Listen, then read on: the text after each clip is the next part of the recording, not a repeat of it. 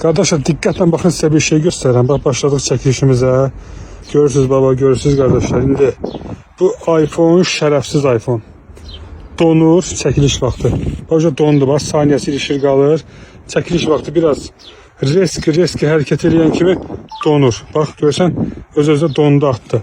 Yəni bir bu deyil. Neçə dənə videoda kardeşim baba, neçə dənə videodadır baba, belə donur qalır.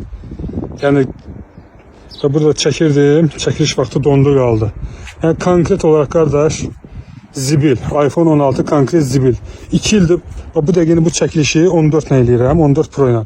2 ildir 14 Pro gecə demədən, gündüz demədən işləyir, hər bir şey qaydasında problem yoxdur. Amma birinci partiyada özü orijinal iPhone Store'dan almışam. Dubai maldan. Yəni zibil, tullantı zibil kardeşim. Yəni bu konkret mənə podvalit edir işte, konkret olarak.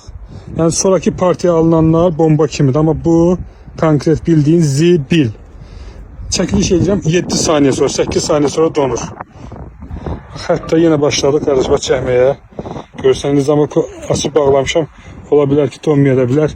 Yola çəkirik baba kardeş. Birazdan öz-özünə ilişib qalacaq.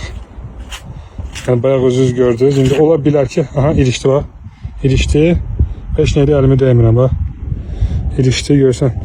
Qaldı. Ekran ilişib qalıb.